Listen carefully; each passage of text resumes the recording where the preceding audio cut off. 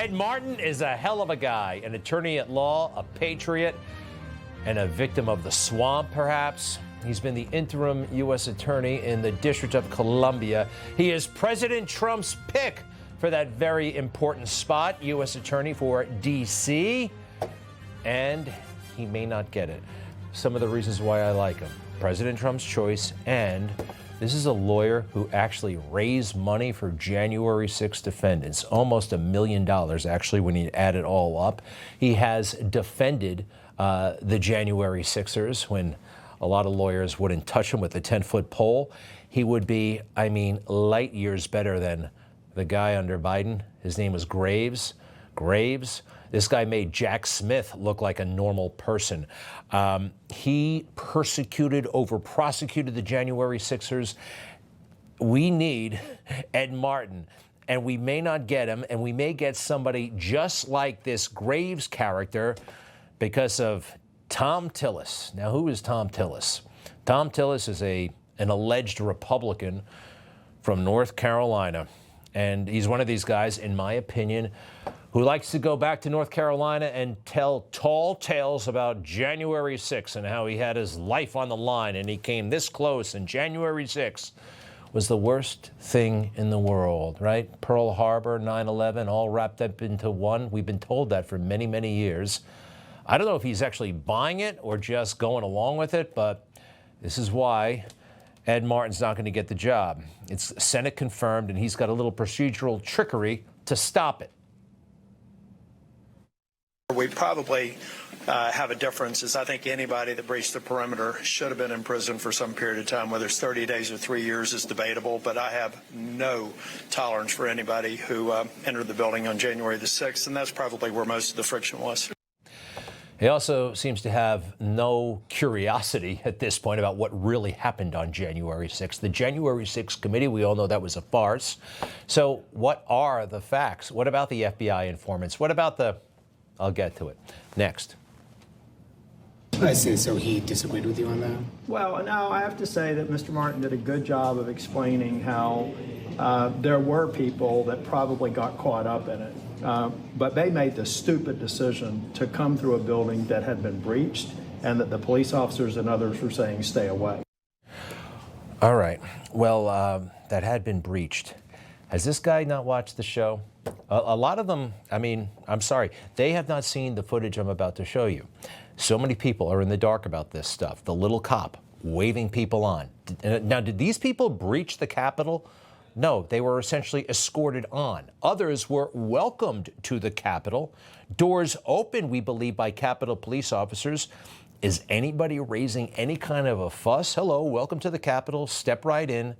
Almost like they had orders, almost like this was a big plot to cancel Trump.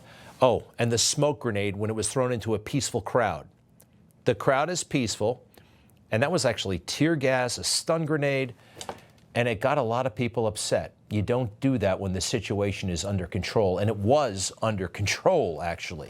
All right, what are the other reservations of Tom Tillis, who is really going to potentially thwart one of the most important appointments President Trump can make? We have to be very, very clear that what happened on January the 6th was wrong. It wasn't, it was not prompted or created by other people to put those people in trouble. They made a stupid decision, and they disgraced the United States by absolutely destroying the Capitol. The Capitol was not destroyed. All right, stop the nonsense. This guy has watched an awful lot of MSNBC, or just maybe it's convenient to go along with it. I'm a hero. I was here on January 6th. It wasn't destroyed. A lot of bad things happened at the Capitol, and January 6th really doesn't rank up there. A bomb blew up during World War I. Yeah, a bomb blew up in the Capitol. What about that? Let's see, a couple of years later, we haven't done this in a while, a bunch of congressmen were shot in Congress. That was a lot worse than January 6th. Watch this, Senator Tom. In Washington, D.C., ruthless, fanatic violence erupted in the halls of Congress. 3 men and a woman believed to be members of the Puerto Rican nationalist gang that in November 1950 attempted the assassination of President Truman opened fire from the visitors' gallery of the House of Representatives. 5 congressmen were hit. Ben F. Jensen of Iowa, Clifford Davis of Tennessee, Kenneth Roberts of Alabama, George H. Fallon of Maryland, and Albert Bentley of Michigan. And we checked. Not one of those congressmen used that moment as an excuse to start messing with President Eisenhower's agenda. And that's what's happening now with Tom Tillis and some others. Just real quick, if you don't mind, sorry, other bad things that happened at the Capitol over the years. Another bomb blew up right outside the U.S. Senate. Let's see, I think, these Capitol police officers were shot and killed inside the Capitol. That's worse than January 6th. But Tom and his colleagues just don't get it, do they? I'm really convinced that this so-called Republican does watch MSNBC. I mean, just look. This was the most violent and destructive assault on the Capitol, breaching of the Capitol, since the War of 1812. The U.S. Capitol suffered its worst security breach since the War of 1812. Nobody's attacked Congress since 1812. It was the worst attack on the Capitol since the War of 1812. And look at it, Tom is just eating it all up, right? He's just watching TV, eating it all up. Now, that's a little picture we put right next to all those people, but he seems to believe it, or at least he's saying it. So with his opposition to Ed Martin, who would be a great, gosh, imagine that, a defense attorney. You know, that they're part of the legal system as well. If he doesn't get the job, there's a scenario where Boasberg, the crazy judge who likes to order around airplanes in flight, right, and say you got to bring Tren de Aragua and MS-13 back to America, the choice could be up to him. There is a circumstance where, yes, the chief judge down there is going to pick the U.S. attorney. It could be worse than that Graves character. It could be Jack Smith. All right, next, please. Ashli was ambushed when she was shot by Lieutenant Byrd. Multiple witnesses at the scene yelled, "You just murdered her." Judicial Watch is celebrating its 30th anniversary this year. I tell you what, if it takes 30 more years to get justice for Ashli, that will be time well spent. It's awesome. Tom Fitton from Judicial Watch, they have been representing the family of Ashli Babbitt. And you have heard that it looks like an agreement in principle has been reached with the Department of Justice. There has been a lawsuit ongoing for a couple of years now. The family was suing wrongful death, $30 million. The family lawyer, Tom Fitton, and others expect a formal agreement settlement to be signed within 3 weeks. No one's expecting $30 million, but look what they did, what the Capitol Police did, and how they spin it to this day, and what they say about what happened. The Capitol Police Department, you know, this should have been like, you know, the Secret Service on July 13th when they almost killed Trump, right, when he almost got killed. They have to, like, reform the Secret Service. Everybody seems to understand that. I don't know if it's actually happening, but nobody seems to understand that the Capitol Police Department is fundamentally screwed up to this day. And they have a chief who's weighing in on this. He just follows Twitter and he weighs in on developments here and there. Chief Granger, from the desk of the chief. Yes, he put this out. And guess what? Everybody, to be read at all roll calls and posted on all bulletin boards, just like in Hill Street Blues, right? I am extremely disappointed and completely disagree with the Department of Justice's decision to settle a lawsuit involving a woman who attacked the U.S. Capitol. I wonder if he would have written this if Joe Biden were president, taking issue with the Department of Justice. Something tells me no. This is the swamp. This is the deep state speaking right here. This is the mouthpiece. Next, please, in this ridiculous letter. The U.S. Capitol Police's internal investigation determined law enforcement officers' conduct was lawful and within department policy. The guy who shot her, no, we're going to actually show how that's not the case. You already know that, by the way. Keep going. Department policy, which says an officer may use deadly force when the officer reasonably believes that action is in the defense of human life or to prevent serious injury. While illegally inside the building, she disregarded the orders of police to stay out of the speaker's lobby. Folks, none of this is true, by the way. Are we ready to show those officers walking away? The moment of truth. His officers walked off their post. Everything's kind of under control at this moment. And then they decide to take a coffee break. This is the speaker's lobby. This is what he was talking about. And what do they do then? They're right next to Ashli Babbitt. They don't do a damn thing other than duck.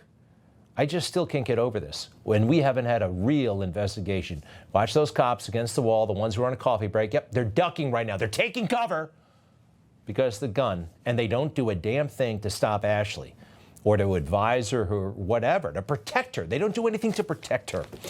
All right, so the officers walk. And finally, Chief Granger wraps up his note this way.